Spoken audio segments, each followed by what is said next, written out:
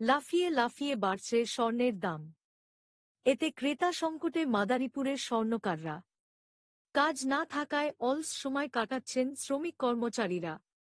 নারীদের পছন্দ থাকলেও স্বর্ণের গহনা ব্যয়বহুল হওয়ায় অনেকেই ঝুঁকছেন সিটি গোল্ডের দিকে।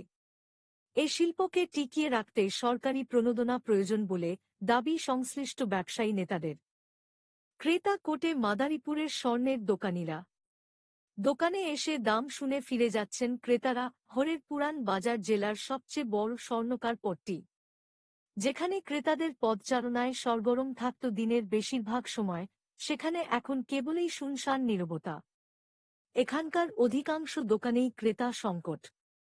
আগে প্রতিদিন গড়ে ৩-৫ লাখ টাকা প্রতিটি দোকানে বিক্রি হলেও এখন তা নেমে এসেছে অর্ধেকে। দফায় দফায় দাম বৃদ্ধির প্রভাব পড়ছে বেচাকেনায়। নানান ডিজাইনে তৈরি স্বর্ণের গহনা নিয়ে বসে থাকলেও নেই ক্রেতা। যাও আছে দাম নাগালের বাইরে থাকায় অনেকেই ঝুঁকছেন সিটি গোল্ডের গহনার দিকে।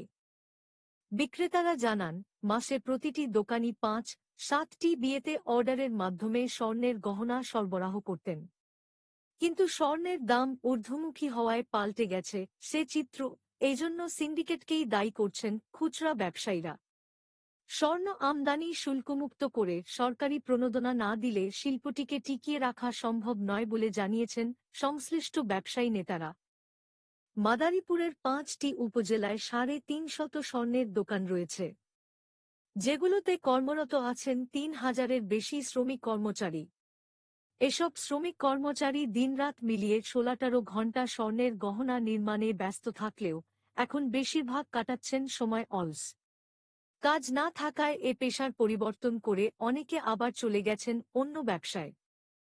সদর উপজেলার ঘটমাঝি থেকে আসা রেবা বেগম বলেন, স্বর্ণের মার্কেটে এসেছিলাম গহনা কিনব, দাম শুনেই হতবাক। স্বর্ণ নয়, সিটি গোল্ডের গহনা কিনে নিয়ে বাড়ি যাচ্ছি। সাধ আর সাধ্যের মধ্যে এখন সিটি গোল্ডই ভরসা। মোস্তফাপুর থেকে আসা নূপুর আক্তার বলেন, নারীদের প্রথম পছন্দ স্বর্ণের গহনা। কিন্তু এখন বাজারে স্বর্ণের যে দাম তাতে সিটি গোল্ড ছাড়া আর কোন উপায় নেই। বাজার ঘুরে দেখছি, কি করবে চিন্তায় পড়ে গেছি। শহরের পুরান বাজারের পিকে জুয়েলার্সের স্বত্বাধিকারী সঞ্জয় কর্মকার বলেন, কয়েক বছর ধরে প্রতিনিয়তই বাড়ছে স্বর্ণের দাম।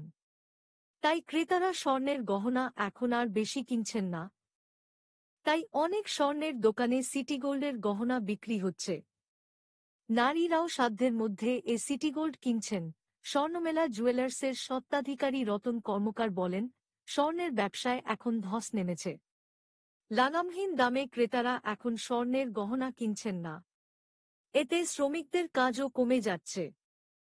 অনেকেই বেকার সময় কাটাচ্ছেন। বাংলাদেশ জুয়েলার্স সমিতির মাদারীপুরের সাধারণ সম্পাদক হারুন অর রশিদ শিকদার বলেন, সরকার বিভিন্ন খাতে প্রণোদনা দেয়, কিন্তু এ স্বর্ণ খাতে প্রণোদনা না দেয়ায় স্বর্ণশিল্প এখন অনেকটাই হুমকির মুখে। এছাড়া সিন্ডিকেট থাকায় বাজারে লাগামহীন থাকে স্বর্ণের দাম।